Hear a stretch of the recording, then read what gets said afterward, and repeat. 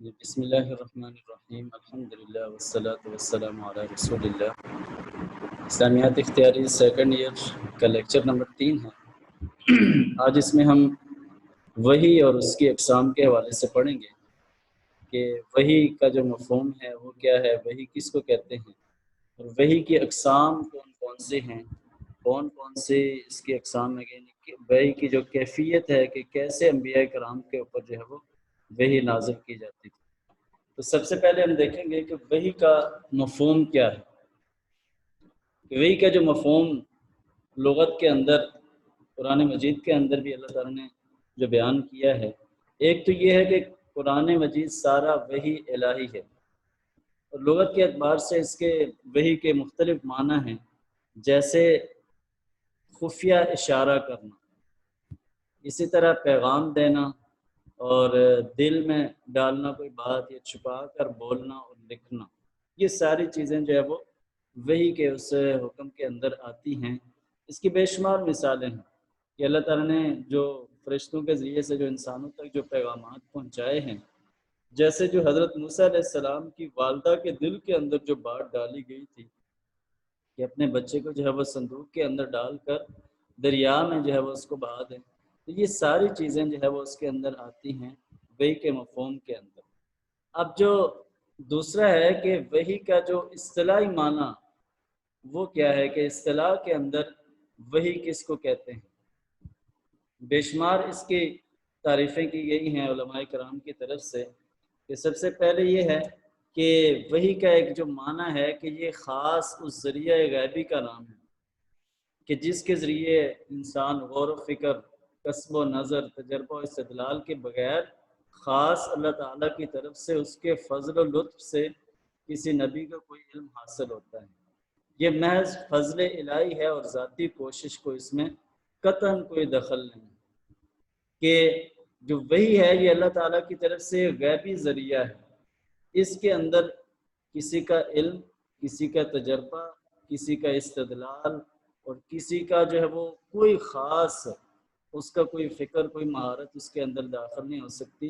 بلکہ جو بھی علم ہے، جو بھی وحی کسی کے اوپر، نبی کے اوپر جو آتی ہے، وہ محض اللہ تعالیٰ کا فضل ہوتا ہے، اور اس میں کسی کی ذاتی کوشش جو ہے وہ اس کو دخل نہیں ہے۔ وہ یعنی ذاتی کوشش، قطعاً کوئی ذاتی کوشش کر کے کہے کہ میں وحی کو حاصل کر لوں، تو یہ ناممکن ہے۔ اسی طرح مولانا شبیر احمد عثمانی نے ایک تعریف لکھی ہے وحی کی، کہ اللہ تعالیٰ کا خطاب کسی ایسے شخص سے کہ جس کے دعوی نبوت کی تکذیب کے لیے کوئی صحیح علامت نہ پائی جاتی ہو، اور اس کا نام کیا ہے، وحی ہے، کہ اللہ تعالیٰ کی طرف سے کوئی خطاب، کوئی وحی جو جس شخص کو جو ہے وہ جھٹلایا نہ جا سکتا ہو، اس کو جو ہے وہ وحی کہا جاتا ہے۔ آگے ہم دیکھیں گے کہ وحی کی جو اقسام ہیں وہ کون کون سی ہیں۔ یعنی علماء کرام نے وحی کی 2 اقسام بیان کی ہیں، ایک وحی جلی یا مطلوع، مطلوع کہتے ہیں کہ جس کی تلاوت کی جائے، اور دوسری وحی خفی یا غیر مطلوع، یعنی جس کی تلاوت نہ کی جائے۔ ان کی تفصیل ہم دیکھیں گے کہ وحی جلی سے کیا مراد ہے اور وحی خفی سے کیا مراد ہے۔ سب سے پہلے دیکھیں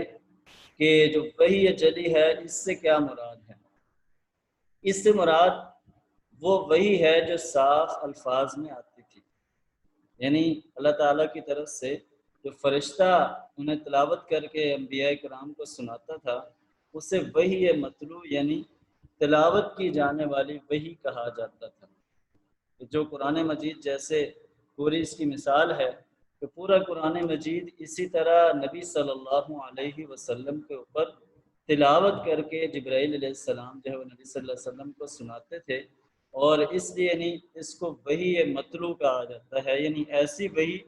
کہ جس کی تلاوت کی جاتی ہو۔ وحی جلی یا وحی مطلوع، یعنی دونوں اس کے معنی ہیں، یعنی ایسی وحی جس کی تلاوت کی جائے اور جس میں الفاظ صاف ہوں، اور فرشتہ جو ہے وہ انہیں تلاوت کر کے سنائے۔ دوسرا وحی کی جو دوسری قسم ہے وحی خفی، کہ اس میں کیا ہے کہ خفی ویسے بھی خفیہ سے ہے، پوشیدہ سے ہے، چھپا ہوا، اس کے بے شمار معنی ہے اردو کے اندر، یعنی جس میں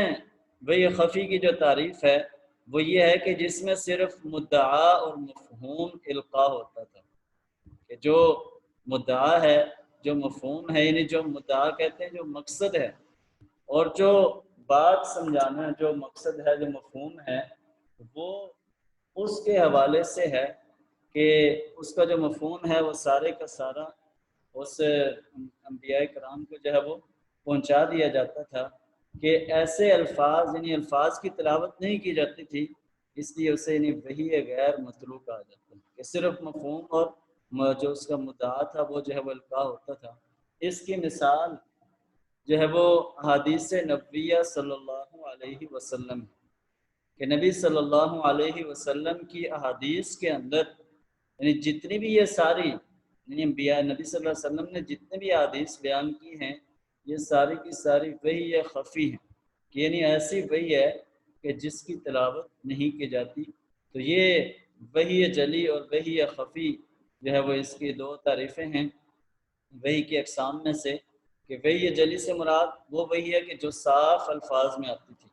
اور فرشتہ جو ہے انہیں تلاوت کر کے سناتا تھا، اور وحی خفی سے مراد یہ ہے کہ جس میں صرف مدعا اور مفہوم جو ہے وہ دل کے اندر ڈالا جاتا تھا اور الفاظ کی تلاوت نہیں کی جاتی تھی۔ وحی جلی کی جو مثال ہے وہ ہے قرآن مجید، اور وحی خفی کی مثال وہ ہے احادیث نبویہ صلی اللہ علیہ وسلم۔ اگلا ہمارا ٹاپک ہے کہ وحی کی کیفیت کیسی ہوتی تھی اور اس کی صورتیں کون کون سی، یعنی وحی کیسے انبیاء کرام کے اوپر نازل ہوتی تھی اور اس کی کیا کیا صورتیں تھیں کہ جو وحی انبیاء کرام کے اوپر آتی تھی۔ سورۃ الشعراء کے اندر اللہ تعالیٰ نے فرمایا کہ وَمَا كَانَ لِبَشَرٍ أَن يُكَلِّمَهُ اللَّهُ إِلَّا وَحْيًا أَوْ مِن وَرَاءِ حِجَابٍ أَوْ يُرْسِلَ رَسُولًا فَيُوحِيَ بِإِذْنِهِ مَا يَشَاءُ، کہ کسی بشر کا یہ مقام نہیں ہے کہ اللہ تعالیٰ کے ساتھ بات کرے، اس کی بات یا تو وحی کے ذریعے ہوتی ہے یا پردے کے پیچھے یا فرشتہ بھیجا جاتا ہے، اور اس کے حکم سے جو کچھ وہ چاہتا ہے اللہ تعالیٰ وہ کرتا ہے۔ تو گویا سورۃ الشعراء کی قرآن کی اس آیت کے مطابق وحی کی جو 3 صورتیں اللہ تعالیٰ نے بیان کی ہیں، وہ ایک تو یہ ہے کہ اشارہ غیبی، کہ غیب کی طرف سے کوئی اشارہ اللہ کے اس بندے کو جو ہے وہ فرشتے کے ذریعے بھیجا جاتا ہے، اور دوسرا یہ ہے کہ اللہ تعالیٰ کا بندے کے ساتھ پردے کے پیچھے سے خود ہم کلام ہونا، پردے کے پیچھے سے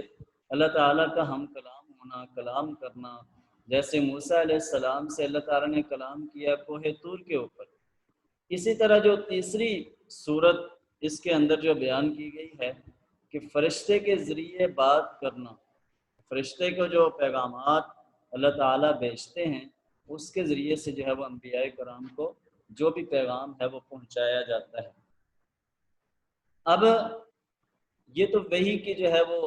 3 صورتیں تھی، اس کی 3 صورتیں۔ اب وحی کی جو باقی 5 صورتیں یعنی جو علماء کرام نے بیان کی ہیں، اور حدیث کے اندر بھی وہ صورتیں بیان ہوئی ہیں، اس میں سب سے پہلے یہ ہے کہ گھنٹی کی طرح آواز، کہ گھنٹی کی طرح ایک آواز، یعنی گھنٹی، یہ نبی صلی اللہ علیہ وسلم سے یہ پوچھا گیا تھا۔ اس کا ذکر یعنی صحیح بخاری کے اندر بھی نبی صلی اللہ علیہ وسلم نے یا کہ جب نبی صلی اللہ علیہ وسلم سے وحی کی کیفیت کے حوالے سے پوچھا گیا کہ آپ کے اوپر وحی کیسے نازل ہوتی ہے، تو نبی صلی اللہ علیہ وسلم نے فرمایا کہ کبھی میرے پاس گھنٹی کی آواز کی طرح آتی ہے اور یہ میرے لیے سخت ترین ہوتی ہے، اور ایک روایت کے اندر ہے کہ جب مجھ پر اس طرح وحی آتی ہے تو ایسا محسوس ہوتا ہے کہ جان جیسے جسم جس سے ہے وہ جان نکل رہی ہے، اور جب یہ یعنی ایک تو دوسرا یہ ہے کہ اس وقت سخت سردی کے موسم کے اندر بھی پسینہ آ جاتا تھا نبی صلی اللہ علیہ وسلم کو، سخت سردی کا موسم ہو پھر بھی جو ہے وہ نبی صلی اللہ علیہ وسلم کو پسینہ آ جاتا تھا، اور اگر نبی صلی اللہ علیہ وسلم ایک طاقتور اونٹنی کے اوپر ہی بیٹھے ہوں تو وہ اس وحی کے بوجھ سے جو ہے وہ بیٹھ جاتی تھی۔ وہ پہلی قسم تھی وحی کی کہ گھنٹی کی طرح جو ہے وہ آواز کا آنا۔ دوسری ہے وحی کی جو صورت ہے اس میں ہے القاء فی القلب۔ القاء کا معنی ہوتا ہے ڈالنا، فی القلب دل، کہ دل میں کوئی بات ڈال دینا، کہ دل کے اندر کوئی بات ڈال دینا، کہ اللہ تعالیٰ یا تو براہ راست یا جبرائیل علیہ السلام کے ذریعے غیر محسوس طریقے سے کوئی بات جو ہے وہ دل میں ڈال دیتے تھے، کہ نبی صلی اللہ علیہ وسلم کو، باقی انبیاء کرام کو، کہ نبی صلی اللہ علیہ وسلم نے متعدد حدیث کے اندر خود فرمایا کہ فلاں بات میرے دل میں ڈالی گئی ہے یا مجھے بتا دیا گیا ہے۔ یہ وحی کی دوسری صورت ہے کہ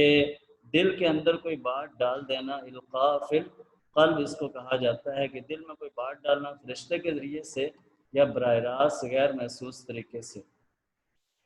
اسی طرح جو تیسری قسم ہے، تیسری صورت ہے وحی کی، وہ یہ ہے کہ سچا خواب، کہ جو سچا خواب انبیاء کرام کے جتنے بھی خواب ہیں ان کو رویا صادقہ بھی کہا جاتا ہے، کہ یہ خواب سچے ہوتے ہیں، کہ انبیاء کرام کے جتنے بھی خواب ہیں وہ سچے ہوتے ہیں۔ نبی صلی اللہ علیہ وسلم پر جو وحی کا آغاز ہوا تھا وہ سچے خوابوں سے ہوا تھا، کہ حضرت عائشہ رضی اللہ عنہ سے روایت ہے کہ نبی صلی اللہ علیہ وسلم پر وحی کا آغاز ہی سچے خوابوں سے ہوا تھا، کہ نبی صلی اللہ علیہ وسلم کو طرح طرح کے جو ہے وہ خواب جو ہے وہ آتے ہیں، جس کا ذکر اللہ تعالیٰ نے قرآن کے اندر بھی جو ہے وہ بیان کیا ہے۔ اسی طرح حضرت ابراہیم علیہ السلام کا جو خواب ہے جو قرآن کے اندر اللہ تعالیٰ نے بیان کیا ہے وہ ہمارے سامنے ہے، کہ حضرت ابراہیم علیہ السلام کو جو ہے وہ اپنے بیٹے کو اللہ تعالیٰ کے راستے میں قربان کرنے کے حوالے سے جو خواب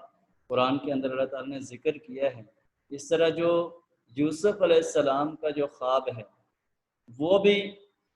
اللہ تعالیٰ نے قرآن کے اندر پورا اس کا واقعہ بیان کیا ہے، کہ کیسے یوسف علیہ السلام نے خواب دیکھا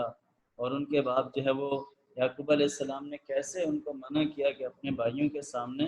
اس خواب کو بیان نہیں کرنا ورنہ جو ہے وہ تمہیں نقصان پہنچائیں گے۔ تو یہ انبیاء کرام کے جتنے بھی خواب ہوتے ہیں وہ سارے کے سارے سچ ہوتے ہیں، وہ سارے جو ہے وہ اللہ تعالیٰ کی طرف سے ہیں، کیونکہ ایک نبی اللہ تعالیٰ کے حکم کے خلاف کبھی نہیں کرتا، وہ جو بھی کام کرتا ہے وہ صرف اور صرف جو ہے وہ اللہ تعالیٰ کے احکامات کے مطابق، اللہ تعالیٰ کے احکامات کی روشنی کے اندر کرتا ہے۔ اس لیے انبیاء کرام کو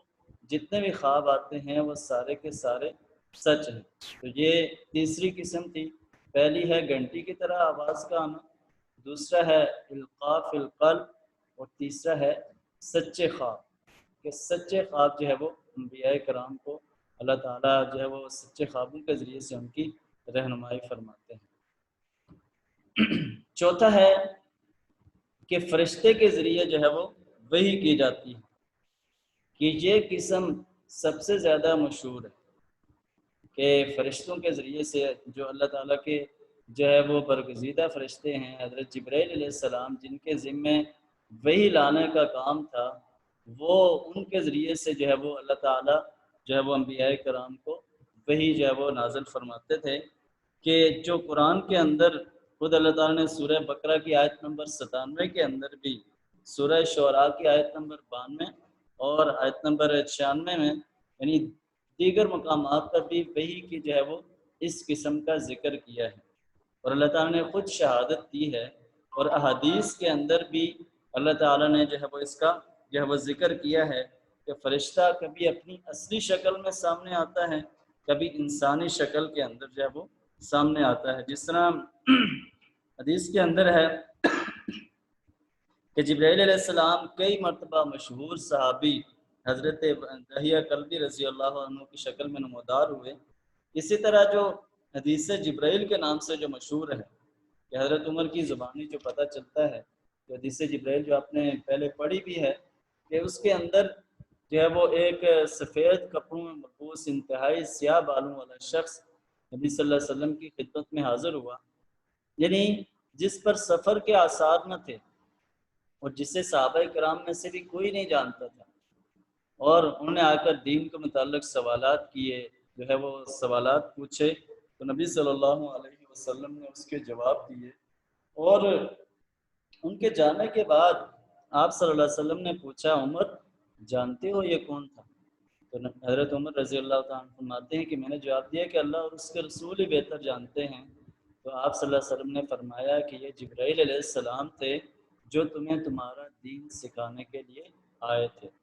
گویا جبرائیل علیہ السلام انسانی شکل کے اندر، فرشتے کی شکل کے اندر، اور مختلف جو ہے وہ صحابہ کرام کی شکلوں کے اندر جو ہے وہ آتے تھے اور آ کر نبی صلی اللہ علیہ وسلم سے سوالات کرتے تھے، تاکہ جو ہے وہ سوال کے ذریعے سے جتنے بھی لوگ وہاں پر جو بیٹھے ہوئے ہوں وہ جو ہے وہ دین کے بارے میں جتنی بھی معلومات ہیں وہ ساری کی ساری سیکھ لیں۔ آخری پانچویں جو وحی کی جو صورت ہے کہ بلا واسطہ مکالمہ، کہ کسی بھی واسطے کے بغیر، یعنی یہ تو اللہ تعالیٰ جیسے چاہے وہ کر سکتا ہے، سب کچھ اس کے اختیار میں ہے، انسان کے اختیار میں کچھ بھی نہیں۔ اللہ تعالیٰ اگر بغیر کسی یعنی فرشتے کے وجہ وحی نازل کرنا چاہے تو وہ کر سکتا ہے، اس کا جو ہے وہ یعنی سارے اختیارات اس کے جو ہے وہ کنٹرول کے اندر ہے۔ یہ پانچویں قسم ہے کہ کسی واسطے کے بغیر اللہ تعالیٰ سے خود ہم کلام ہونا، جیسے جو آیت ہم نے پہلے پڑھی تھی کہ من وراء حجاب، کہ پردے کے پیچھے سے کہا گیا ہے۔ اب جس طرح موسیٰ علیہ السلام کا اللہ تعالیٰ سے کلام کرنا جو ہے وہ کوہ طور کے اوپر، اور نبی صلی اللہ علیہ وسلم کا جو ہے وہ کلام کرنا جو معراج کے موقع پر نبی صلی اللہ علیہ وسلم بار بار اللہ تعالیٰ کے پاس گئے، بار بار اللہ تعالیٰ سے ریکویسٹ کی کہ جو جب پہلے پتہ چلا کہ 50 نمازیں فرض ہیں میری امت پر، تو اس وقت جو ہے وہ نبی صلی اللہ علیہ وسلم بار بار اللہ تعالیٰ کے پاس گئے تاکہ جو ہے وہ نمازوں کی تعداد کو کم کروایا جائے۔ موسیٰ علیہ السلام نے بار بار یہی مشورہ دیا کہ آپ کی امت سے یہ کام نہیں ہو سکے گا، لہٰذا ان نمازوں کی تعداد کو کم کرو۔ تو نبی صلی اللہ علیہ وسلم بار بار اللہ تعالیٰ کی بارگاہ کے اندر حاضر ہوئے اور بار بار جو ہے وہ گزارش کی اللہ تعالیٰ سے، تو یہ نمازوں کی جو تعداد ہے وہ کم ہو کر جو ہے وہ 5 پر رہ گئی۔ لیکن اللہ تعالیٰ کا فضل اتنا زیادہ ہے کہ اللہ تعالیٰ نے فرمایا کہ جو 5 بھی اپنے وقت پر صحیح پابندی کے ساتھ پڑھے گا تو اس کو بھی 50 نمازوں کا جو ہے وہ اللہ تعالیٰ ثواب عطا فرمائیں۔ تو یہ تھا آج کا ہمارا لیکچر کہ جس کے دوران ہم نے وحی کے حوالے سے جتنی بھی چیزیں تھیں وحی کا مفہوم ہم نے پڑھا، اسی طرح وحی کی جو اقسام ہیں اس کے حوالے سے ہم نے دیکھا کہ وحی جلی اور وحی خفی کیا ہوتے ہیں، اور وحی کی جو کیفیت ہے، جو صورتیں ہیں وہ کون کون سی ہیں۔ کہ 5 صورتیں ہم نے پڑھی کہ گھنٹی کی طرح آواز کا آنا، اور دل میں کوئی بات ڈال دینا، سچا خواب، اور اسی طرح فرشتے کے ذریعے سے وحی، اور 5ویں ہے بلا واسطہ مکالمہ۔ امید ہے آج کا لیکچر آپ کو جو ہے وہ سمجھ آ گیا ہوگا۔ اللہ تعالی ہمیں جو ہے وہ قرآن مجید کی صحیح طرح سمجھ کی توفیق عطا فرمائے۔